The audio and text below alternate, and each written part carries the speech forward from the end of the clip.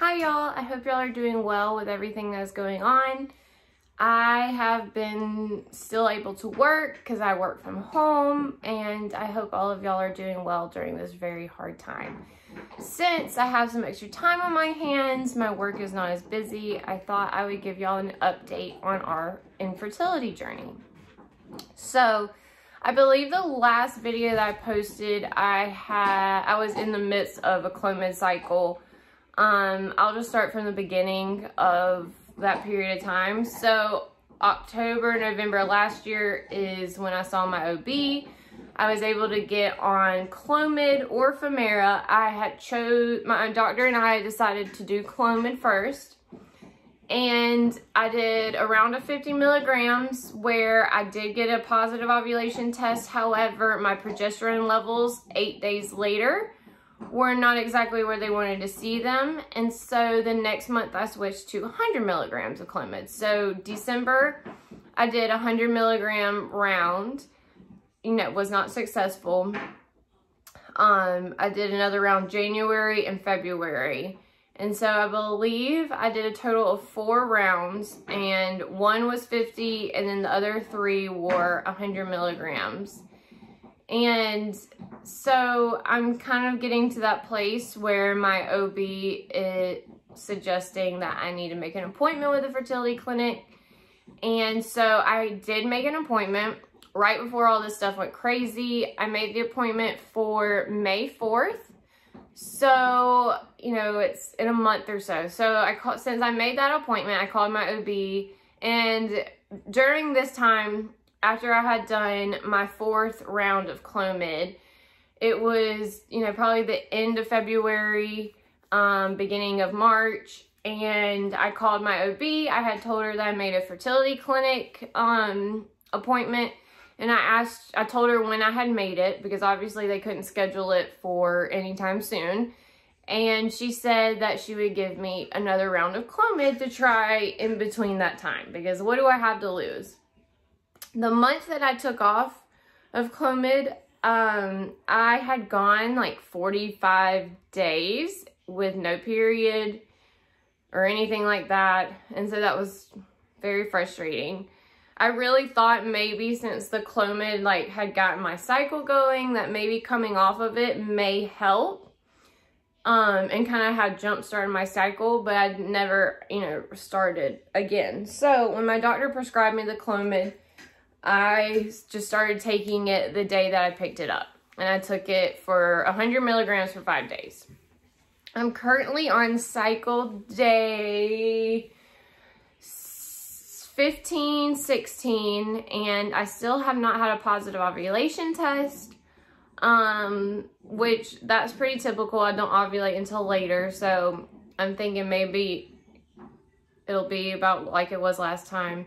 And this is pretty much my last chance before we move to the fertility clinic. Now, I do have some theories of what is causing our issues. Another thing that we did do as well is we did a fertility semen analysis check at home. I bought off Amazon for like $20, and your husband, you get a sperm sample from your husband, and then you do this thing. It's almost like an LH test for women, except you have to use the sperm for the guys, the ejaculation, and then you drip it on this thing.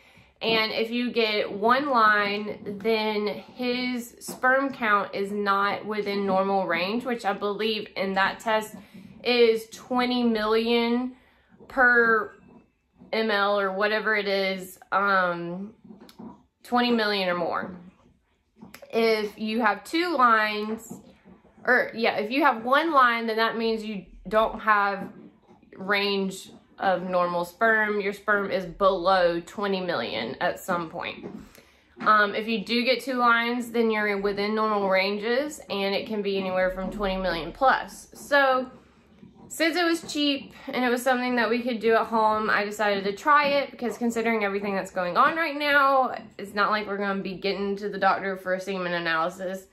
And so we did that test, and it came back positive. So that makes me feel a lot better. I would rather feel like I'm the issue rather than he feel like he is the issue. Mainly because there's so much that can be done about it. And we've already known kind of that I was the issue already because I'm not having periods at all. And I haven't had one in almost 3 years now. So I'm glad that his sperm was in normal limits. You know, of course, that doesn't tell us the quality of his sperm or anything like that. But it did, you know, just give me a little sense of like, all right, we got something to work with. So I am looking forward to my fertility clinic appointment. I'm nervous about the cost. I'm nervous about the appointment in general. I really think that we could get pregnant using Clomid or Femera. But I do think that I may need some more monitoring and supplemental medications. Like, for example, my luteal phase of my cycle, the second phase. So you have your follicular up until the point of ovulation. And then after ovulations is your luteal cycle. Your luteal cycle should be 10 or more days.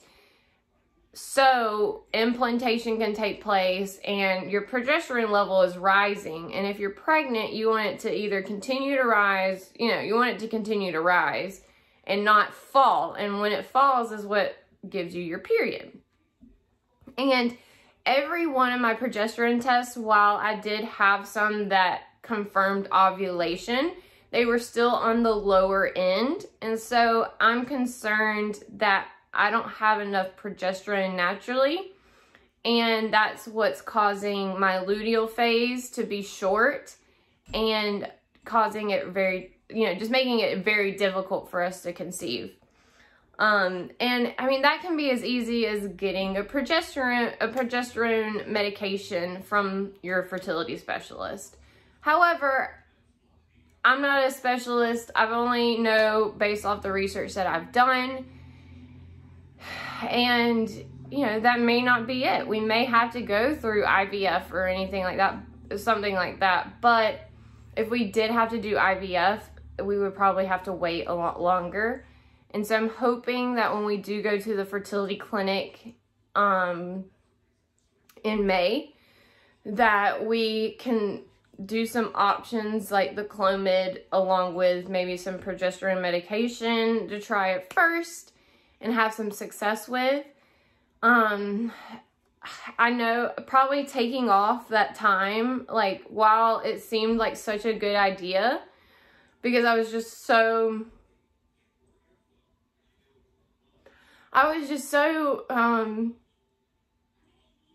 defeated after that last round of Clomid and not being pregnant, and just feeling like my cycle wasn't being long enough, and it just, like, you know what I mean? I never even was able to take a pregnancy test because my period would just come that fast, and it just really sucks. And I just really, I mean,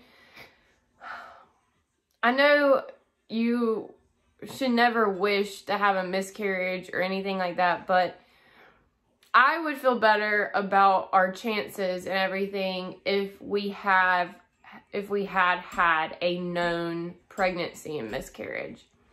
The fact that I probably haven't even had a miscarriage or any pregnancy that's taken place at all is really terrifying. And it's really scary, I think, too, that even with just like with Prevera and everything like that, like my period still won't start itself. The only thing that has caused my period to go is the Clomid, and maybe I just need to continue with the dieting and exercise routine that I've been doing and for longer for it to have a good effect on my body. But I'm really scared, and that's one reason, you know, I haven't made this video because what fun is it telling you guys that we're still not pregnant? And I just kept holding out hope that we were going to just find out we're pregnant and I'd be telling y'all a whole different story. But infertility is not a joke. It is very, very hard. There are so many unanswered questions that you have all the time.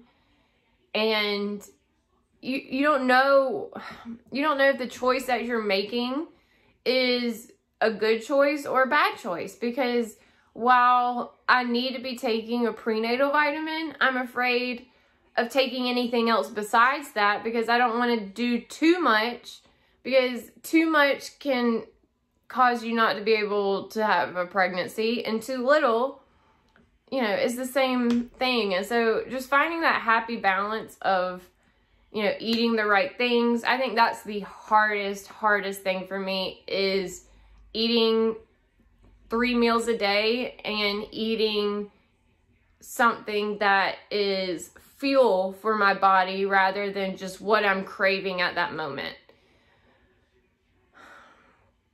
I've been trying to make a lot healthier choices, but with my food allergies, and sometimes I just have this weird texture thing of certain foods or combinations together, like avocados.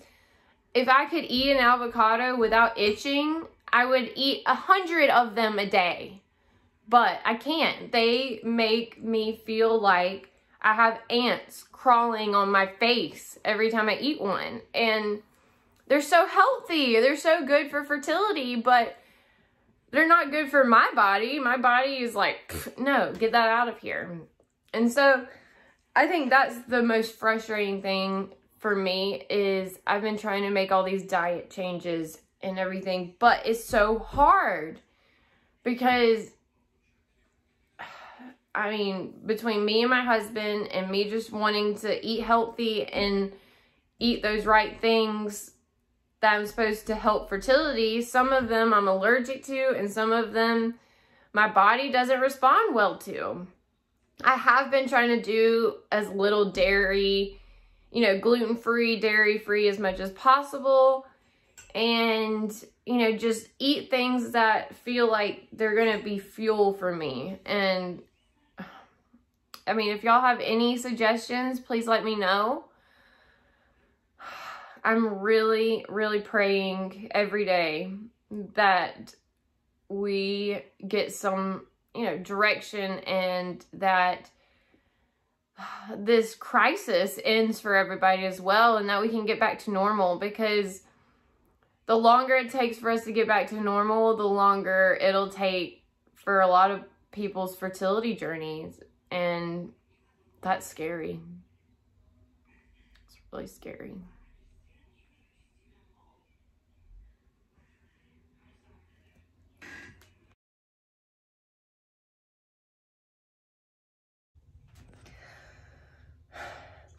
Hey guys, I know it's been a while. I'll get to all of that, but the main thing right now is I want to show y'all we decided to do one of these. We had sex 3 days ago, technically. 3 days on the evening, so it's been like 2.5 days. And we got a sample this morning, and I just finished testing it, and I just wanted to share the results with y'all. We have 2 lines, which means that his count is 20 million. So at least we're in the normal range of count. That makes me feel a whole lot better.